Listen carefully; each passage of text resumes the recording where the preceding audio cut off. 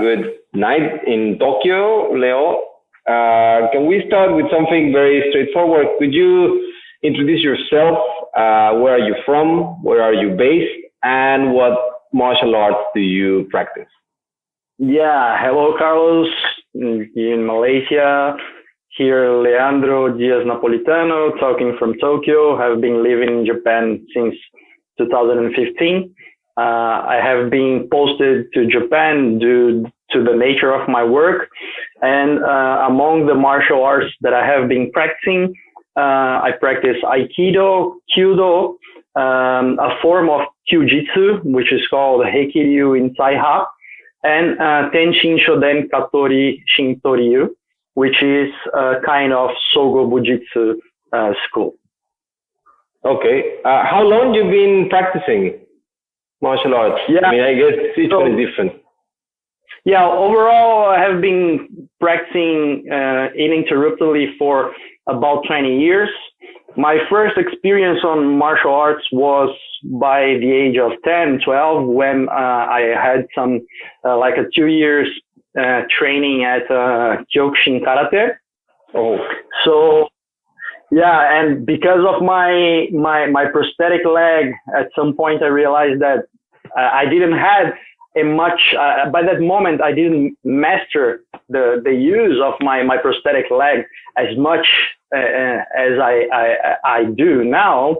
So I had that moment when I was taking a shinsa for a grading shinsa, and my leg, after a mawashigiri, flies over the dojo and hits the wall and everybody laughs. Or I would use it like as a shield to protect me against the kicks, against my partner. So yeah, it was fun to have all the hard keiko from Kyokushin, but at that moment I wasn't still ready for that. Although I keep good imprints from that moment, especially, the training was really hard. And by the age of 10, 12, and with the prosthetic leg, at some point of the training outside dojo, like running and doing workouts, I was like tapping out, and then the guys would say, no way, you're going to stop it now. Come here. And they put me on their back and we go bam, bam, bam, bam. And that kind of spirit, it is imprinted in my soul. And that was the first time I realized how Budo could be a very cooperative environment in order to develop your human skills. Okay. It's not only about the physical and the kunite. So it's about becoming more human in the end. And I had that very, very soon in my life. Okay. Actually, it's interesting. Sorry. Continue. No, so after that I had a blank.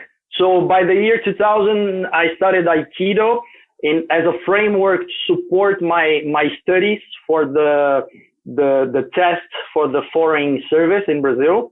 And that was 2001. Then by 2011, I started Kyudo, also in Brazil. It was a moment, Kyudo was very, in the first steps in Brazil. We didn't have Kyudo in Brazil until 2008. So for that reference, I recommend other interviews, especially from Elisa Correia at Tokushikai podcast. She makes a very nice explanation how Kyudo started in Brazil. So 2011, I'm living in Brasilia, working at the headquarters of the foreign service, Brazilian foreign service, and then I started doing Kyudo. So by 2015, I moved to Japan, and among my interests, besides doing my job, I wanted to dig deeper into Japanese culture, in the roots of the Japanese martial arts. This is one of the reasons why I ended up chosen Katori Shintoryu, because it's one of the martial arts, one of the oldest martial arts still alive in Japan. The base. Yeah, it's pretty much the base of many other martial arts such as Kashima, Shintoryu, Shindo Musoryu, Jiu-Jitsu, and many other schools, right? And also that was why I started practicing Heikiryu in Taiha also, because I wanted to learn where Kyudo came from. So in order to understand the movements and to have a better understanding of the old schools that generated the Gendai Budo, right? At the beginning, you very briefly talk about your prosthetic leg, and many, probably some people who are watching this interview, they don't know. I mean, Budo Cool did a really nice profile of you, and you've been in other websites and other YouTube channels talking about your story.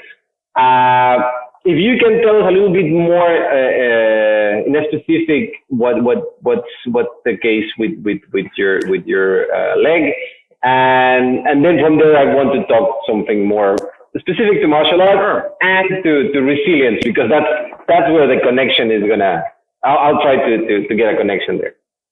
Yeah, so I was born with a malformation of my right leg in the lower portion below the knee. So it is similar to an amputation of the right leg below the knee. And for that reason, I have to make use of a prosthetic leg like this. Okay? And this is very nice. Actually, this is the shodo made by Ueshiba Sensei that we have on the Kakejiku at the Hombu Dojo. So this is the type of prosthetic leg that I make use. Actually, more recently, I have been using this with this Titan connector, which allows me to connect a fin so I can swim and dive. Wow. And that was one of the greatest achievements of one of the achievements unlocked on my adulthood, because like swimming like this is really, it's not good. It makes a lot of, the movement is not good. Yeah. And after I put the prosthetic fin, I started like not flying, but swimming like a dolphin. It was amazing. Awesome. I did some scuba diving at Miyakojima this year with the prosthetic fin. It was really, really great experience. Awesome. So, and the most of the legs I had during my growing up part of life, they used to have a wood blocking here, so you couldn't see this gap. But anyway, this is a very nice system I have changed. And also the kind of foot that I use, it has some flexibility because it's made by rubber and filled by plastic and wood. So this is what it looks after 1 year. So you can see that my fingernails are very much grinded. Wow. And that happens because of the Swariwaza in Aikido or the Yaijitsu. Yeah. And also the height changes because of the usage. This starts to get thinner. And by the time it also gets too soft. It's like an old foot, right? And an old shoes. A shoe. Like an old shoe. Yeah. So in my case, I just say that I'm going to change my tire. So I have changed my tire recently. Yeah. And this is how often you have to change. How often you have to change it? Every year I have to change my tire. But it's funny to how different it is to have like a very grinded foot like this, because I can feel like different millimeter changes of millimeters on my balance, and that changes a lot. Also the hardness of the foot. So this new foot, it has only 1 month. It's much harder than the used one. So it gives me more balance on the hip level movement. Yeah. Because especially for Kyudo and for all Budo, that's a premise. You must have work with your hips, shoulders, and knees and foot aligned in a certain way, right? So having this work, especially for weapons, is really, really important. So, I learn a lot, either from old foods or new foods. I always take some kind of body learning, which helps me in an overall sense. So you've been practicing martial arts always with a prosthetic knee. All your life you've been using. Well, yeah, but when I say not always, it's because there are some techniques in Aikido that I take my leg out. How? When do you decide to do that? Not like doing. Like like Swadivasa or Hamihandachi. So, because I need to have both experiences. Yeah. The prosthetic leg wasn't born with me. My natural body came without this accessory, right? So, in one way, because all the habilitation process that my parents did, because they were very young at the moment, right? Okay, so about 20 years old. Then I come and the doctors haven't said anything about my leg during the pregnancy.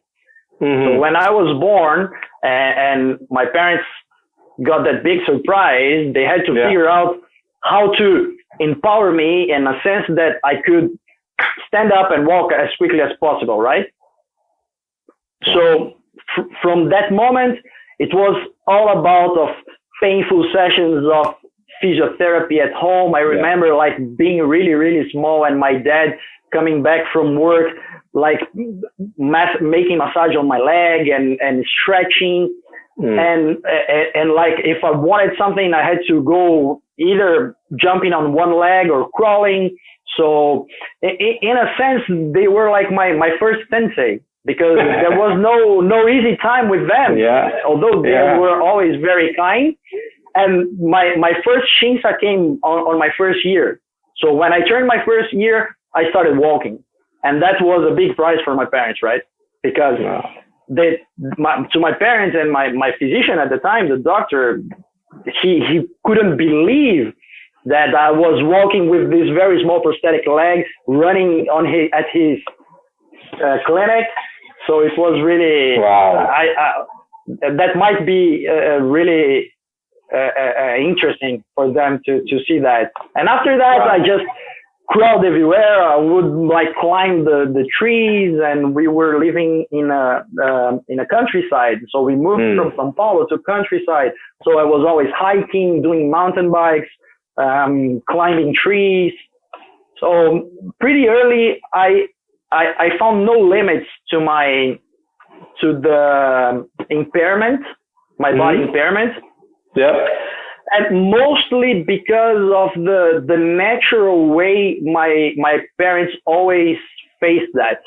So at my home at the time, so the word disabled was pretty much used everywhere. So disabled, handicapped, not a person with disability, a person with visual impairment, a person with hearing impairment. So and that came with time, most recently with the United Nations Convention for the rights of the people with disabilities. The change on the way we talk influence a lot how we face inclusion and accessibility in our societies, right? So it was always a taboo at my home to call me disabled, or to say that because they wanted me to have the most natural life as possible, and it worked out.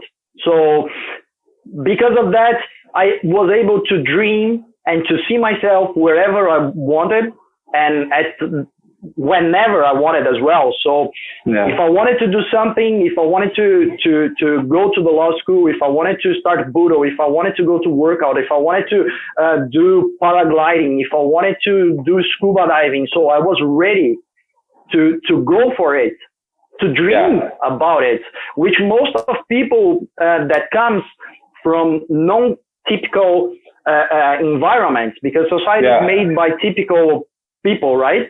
Yeah. So persons that have any kind of non-typical condition, they sometimes are stuck in this psychological barrier where they cannot see themselves beyond their condition. They are not allowed to dream. And that's when I bring Budo and inclusion as the path of empowerment.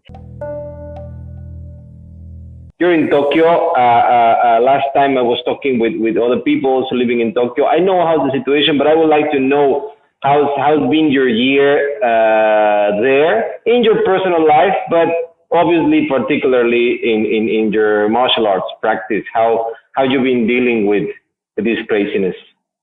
Yeah, so my life haven't been different from most of us. So this year has been taking a huge toll on everyone. And living in Japan, far from my parents, my relatives in Brazil, I think it's one of the most complicated things. But at the same time, keeping the flame alive and the hope in my heart that better days will come. This is also a real struggle that we face every day. So every day is a different news. And among all the challenges brought by COVID, the network, Yoshin Project and Budoku and many others, medias have been helping creating. This is certainly something we take a huge advantage to keep the flame alive, right? Yeah. So by the time I was doing my self isolation period, it was the moment this kind of projects were coming into light.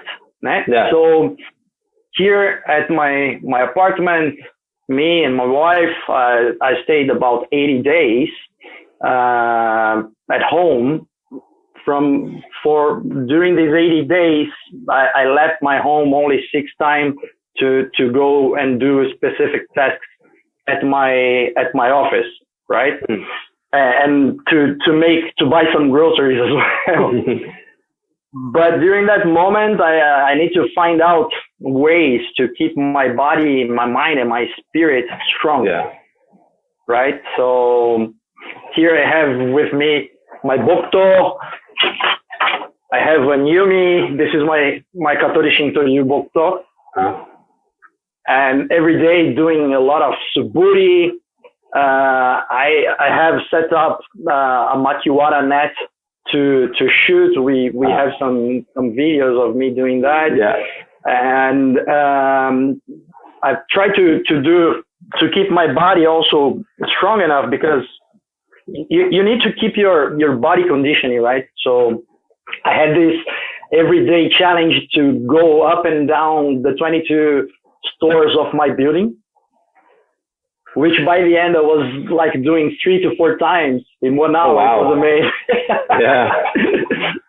So that kept the things really exciting. Yeah. And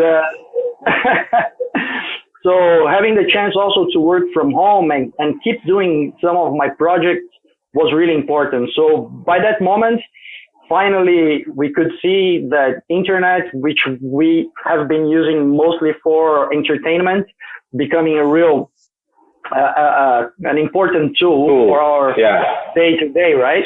And especially for my Budo buddies who make a living from Budo in Brazil and in other countries, that was very complicated to see, right? Yeah, very tough. But thanks to that Budo network, Budo Buddies network, a lot has been done, and people managed to keep their classes online, like I did with I have one student here in Japan, and we managed to keep our classes online, and to see that working, and all the good movement towards helping people in all different needs. It was really beautiful to see and to be part of it. And the big part was when I received the contact from Yoshin Project and Budo Cool. Hey man, we need to show your story. I said, what? Seriously? I'm really grateful to all of you that we can somehow share this part of my story, and trying to bring people who have been isolated from society since they were born, right? Because people with disability tend to be confined in their world because they look at the mirror and they don't see themselves in all different dimensions of the social life. And because of that, they don't have the right to dream about becoming something bigger. And this is what my struggle right now is, how to show people how powerful Budo is to empower people. Okay. You gave me a nice segue. Is the power of Budo. And I mean, now you're mentioning, this community that we have around the world, regardless of the style. I think the people who really love martial arts, you love martial arts. You can go to a tournament, kids tournament, Storyu, Goju-ryu, Judo, whatever it is. If you see on TV, if you love martial arts, you're gonna watch. Like recently, also I had this conversation with some Spanish-speaking Budoka for Shugyo, and we ended up talking for 5 hours, and I'm sure you've been there. You have your Budo friends, and you start like just chatting a little bit, and becomes 4 or 5 hours. But what I want to ask you is, so we are in 2020. We are in the times of this pandemic. What specific, if there is a specific benefit you have found from Budo during these times? What do you think that, Budo helped me a lot because of? Yeah, I think that the way Budo came from pure martial systems, okay, it has the power to prepare you in a non-militaristic way, but prepares you with this framework, which is any kind of Budo, prepares you to make and to be ready for big shifts. For instance, in my life, my personal formation, Aikido is the longest path I have been training, okay, about 20 years. And all the change on your gravity center, unexpected attack from your partner, the change on your balance to fall, all of these things that we practice at Keiko, we don't understand how powerful they are when we project the same things into our lives. So obviously, in the beginning, if you have few months and you're stuck within watching, repeating, missing you watch that technique and you say, I can do that, but your body doesn't answer like you thought you could. Okay, but why cannot do that? It looks simple. I can see it's only take pump, but nothing works, right? Yeah. So, and you are very tense, and when you go forward and you overcome that moment and you get some experience and you can start practicing the techniques in a more relaxed way, and you take the falls naturally and you react naturally, and especially when you develop a kind of zanshin that takes part of your life from the moment you wake up to the moment you go to sleep.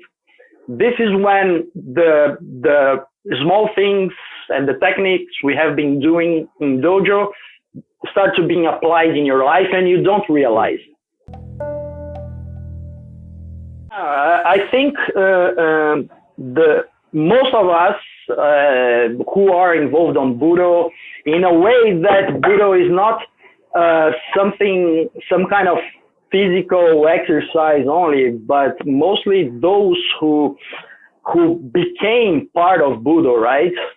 I think these persons might have answered somehow quicker to the challenges, to the huge challenges brought by COVID-19. And found creative ways to deal with that quickly. Yes.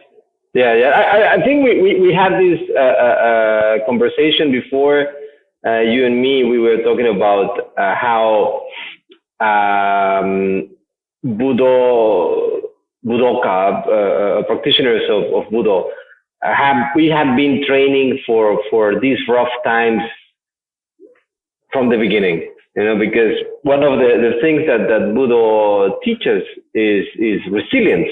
And again, in many interviews I've been doing, that's something that everyone comments, and resilience is something that we had that probably everyone, not just Budoka, now we have to discover or need to learn how to deal with resilience.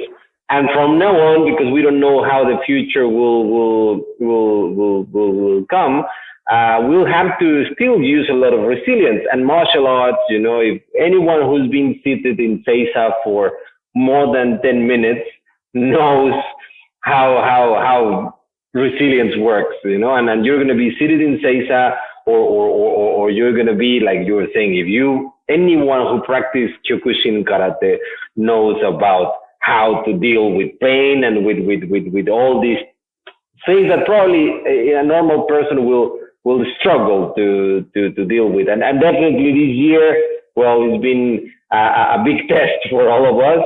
But maybe martial arts gives us something that is quite useful, no? Yeah, but you know what? Like resilience is certainly a very important concept that most of people are finding. So, but the point is that resilience means that you stand up. It's like the Japanese saying, "Nana korobi haoki." Yeah. So you fall 7 times, you get up 8. Yes. But there is a point where we should rise up better, improved, and that goes beyond resiliency. Okay, because resilience means this. Yeah. Just take it. Yeah. So suck it up or go home. Yes, exactly. So every time we stand up, we need to push our bounds, our limits further. So by this image, I'm pushing my hand further. Yeah. Okay, so that's what's happened to us. So no matter what is your path, if you take a look at the beginning, if you're breaking woods, you're breaking thinner woods, and then it starts to get thicker. And that's what happens to your body, to your mind, and to your soul along the process, along the journey of in any Budo.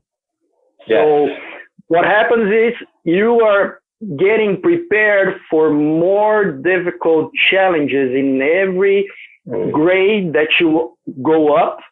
Yeah. So that at some point, when you have became Budo and you have this martial body, this Budo body, you have this Budo mind, you have this Budo spirit, and that's the moment when you can answer to huge challenges in an effective way. Yeah, no, you're totally right. You're totally right. I really like the way you put it, because it's not, and it's not disrespect to like Kyokushin. I mean, I did some Kyokushin also. I love Kyokushin, but it sometimes, maybe for the spectator, it seems that they're just taking a beat, you know, and they're like human body bags, but it's not that, you know, like someone who has practiced.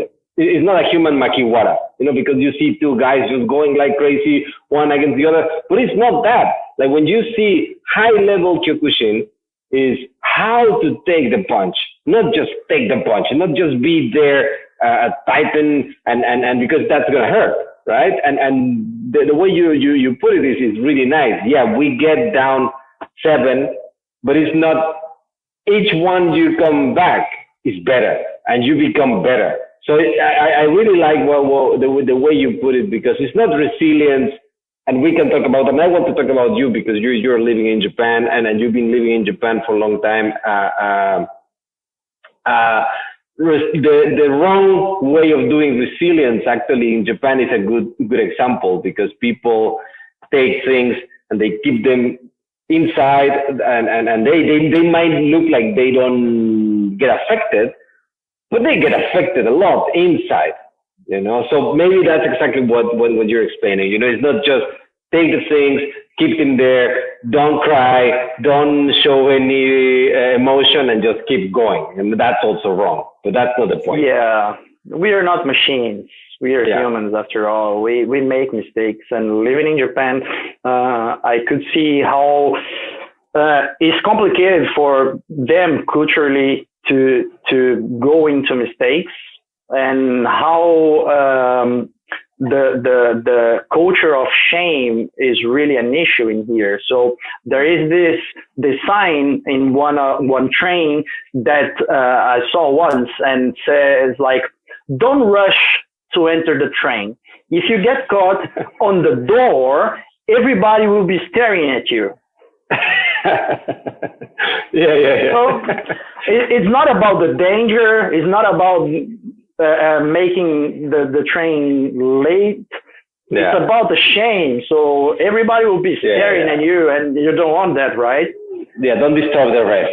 Meiwaku kakenai. Yeah, definitely. I mean, again, you know, each culture has this. But probably the modern, especially Tokyo. I think Tokyo is I mean, a city like that is crazy, and there's so many people. It is difficult to deal with that. Well, there are some sensei that doesn't care about my condition, and I just practice, and they practice with me like anyone else. But yeah, I can feel that in other cases there are some kind of like I don't know if it's fear about hurting me, or maybe not understanding if I'm gonna behave the way they think I should by being okay. And as frustrated as it can be, I couldn't care less, and I'll keep my journey in every path that I choose to my life. But see, again, we go back to role models, because you are one, but not just for people that you might share the same condition, but to anyone. You know, I mean, this year we started talking about resilience. We started talking about what this year have taught us, and I think we can learn a lot from you. But again, like I see, I think the important thing is the more, let's say, this sensei that, I don't know, I'll be honest, if I practice Aikido with you, I'm not sure what to expect because I don't know. After this conversation, okay, I know, and I'll practice in a normal way with you. Probably some people practice with you and they never know that you have this condition, you know, and maybe after that it's like, hey, surprise. It's like, oh, wow, I didn't know, you know. But I think it's important to see, to share your story. Like that's what we're trying to do here. So people, the next time they meet you or they meet someone like you or any other condition, is like, hey, judge the person, judge their capabilities, but not based on that, you know. Like I love what you say. It's like the human, yeah, the prosthetic don't make the human, you know. It's something that I have to use, but is Leandro here, and you judge Leandro, not yeah, you know, I think in any fight, in any combat, if you try to understand it, well, yeah, obviously you want to read the person in front of you, but is the excessive, how can I say, the preconcept is what is going to kill you. So thinking that someone is not able to do something or is not a pair for you, a match for you, yeah, is the kind of thing that might lead you to trouble. So this is my one of the things that I keep clear in my path is the heart of the beginner. If I have the heart of the beginner, I'm always resetting my skills. I always restart, no matter if it's Aikido, Kyudo, or Shintoryu, or Hekiryu. Every time I go back to dojo, it's like it was my first time. And everyone that I met, I take them much higher than me. And I try to learn as much as possible from the beginner to sensei, right? And talking about role model. So it's beautiful to see people with disabilities or any kind of impairment struggling towards their dreams. Okay. It's beautiful to see them reaching their objective. It's beautiful to see how powerful the image of someone on a wheelchair crawling the chairs of a dojo that doesn't have an elevator. This is very powerful, right? But the fact is, how many people now in a place that are not inclusive are able to go to the top and be there at the same environment with everyone.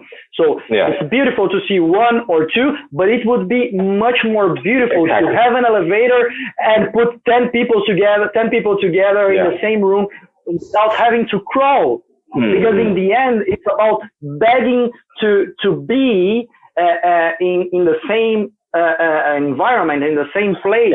And that is something that doesn't apply only to Budo, okay? That happens in all dimensions of our society. It happens in schools, it happens in the urban areas, it happens at the workplace.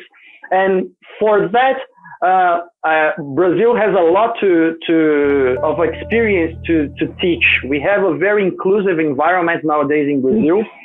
So one of the great things is the UN convention. It was applied, internalized in Brazil as with a constitutional level. So it has the highest enforcement level in our jurisdiction, in our legal system in Brazil. And we have the quota for people with disabilities at companies, at the public service, and the topic of specific schools and the inclusion of people with any disabilities in normal schools also has been talked. So yeah, it's very beautiful to see the powerful image of people with any kind of struggling in any challenges, right? But to bring everyone together is even more beautiful, I think. Yeah, yeah. I think that's the advantage, the beauty of the Olympics. Now that I still remember the Paralympics being like, oh, the others, like actually I remember it was not at the same time. Probably 3 Olympics ago, it was in a total different place, I think. But now it's part of the same games, and at moments it attracts almost the same amount of people to watch the action. So I think it's something amazing. It's something that watch. I remember watching in Tokyo. I saw a game of rugby, of Paralympic rugby. That's amazing. I was like, wow! This is a sport. That's it. Again, I'm not watching. Oh, these guys trying, like you say, they're trying their best and let's support. Probably that's sometimes the feeling, no, of some people. No, it was like a real tough sport by its own right, and I was like, okay, if they show this on TV, people will watch it, and professional, and they can do this a business, because at the end at least for that kind of sport is about the business. But that I had the chance once to have Randori against a Paralympic, not Olympic, but like at least someone with an eye impairment. Tough lesson, for me. Again, it was like tough as nails. This person in Japan. So I think, yeah, the what you say again is it's not just we see one person, but the purpose should be not just look at the person, but to change to move forward and to see more and more people practicing, or today, because we're working just about martial arts, but definitely these changes have to be across the whole society, in all activities of society. Probably again this year, I've been hopeful that humans will change in some way after this year. Like me personally, I think I'm going to change. I don't know how you feel like for the future. Are you more positive? Are you? This is martial arts, very not related to martial arts. How do you feel about the future after this year, with all the things, with all the struggles? I don't know. How do you feel about the future? Yeah, so we're living one of those moments that bring the curve in the graphic out of its trajectory, right? So we know that the trajectory follows a certain pattern, and it only moves if something too strong happens, and we are living that now. So, but one thing that never changed is the human capacity to adjust and to adapt, no matter how harsh is the environment. And the harsher the environment, I believe, somehow the better mankind came out. So from all the most complicated struggles we had in history, somehow that gave the jump needed for a different level of technology, consciousness,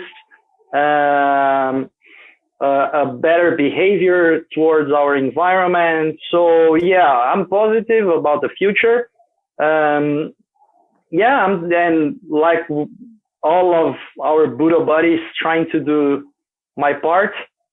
And I'm so delighted to be here talking to you today, and it's a very nice conversation. And I really hope to see you here in Tokyo next year. Definitely, if possible. definitely. Now, thank you very much. I proposed this interview from the beginning.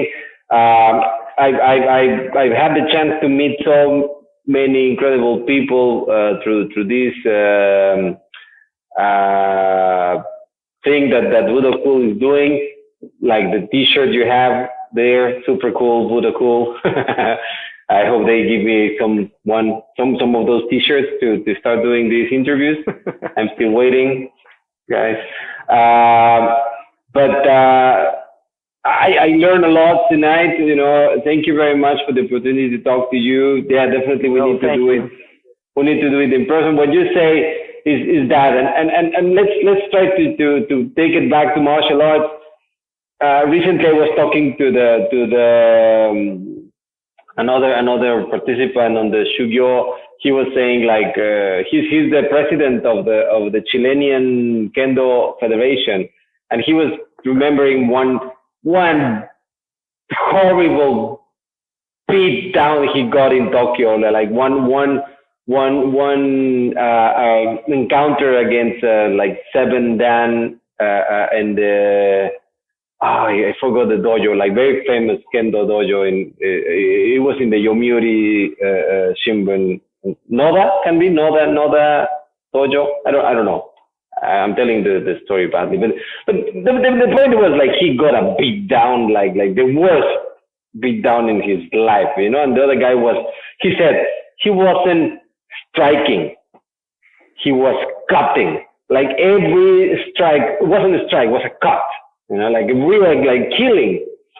But after the beat down, it felt so good, because it was a lesson, So I think what you were saying is like martial artists. I mean, humans, yes, but in martial arts, we know when we go to a class and we get a super, super tough class and we get beat down, choked, kicked, include at least the struggle of staying in Tachi. After those classes, the hard ones are the best. And it's the ones that you really learn on those lessons, no? Yeah, there is no other way but learning from failing. So in Budo, we learn from fail. If you fail and you don't keep Budo, it doesn't make sense. Yeah. And that's how and why we are here. And no matter how many times I have to fail, I'll keep struggling, because the path, it never ends. So the result of becoming a better person will end whenever your last breath expires. Yeah. And until that moment, we'll always be learning, mostly from our fails. Yeah. Yes. Let's wait and see. I mean, I think this year has been this big lesson. I hope we can, all humans, not just martial artists, in general, human beings, I hope we learn a lesson, see our priorities more clear, and thanks to you, thanks to Budo Cool, for doing this, for opening this new channel for all incredible martial artists like yourself. And thank you very much again. Definitely, I think I'm gonna organize one epic Nomikai next year in Tokyo with all the guys I've been meeting. It's gonna be dangerous, that Nomikai, but I really want to meet all of you in person there. And take care. Next week, I hope everything goes perfectly, and I hope to talk to you again soon, and then live in Tokyo. Thank you, man. Thank you, Carlos, so much for this moment. Thank you, Budo Cool Yoshin Project. Thank you to all the great Budokas that have been connected. It's you guys have been building very important bridges that we only have to thank you. Thank you so much. Let's keep those bridges. Next year we need to keep communicating. It is not just this year. Is the beginning of something really nice. Absolutely. Thank you, Leo. Have a nice night. Take care, and I'll check with you next week. Best luck. Thanks, Take Carlos. care. All the best to you guys. Take care. Bye.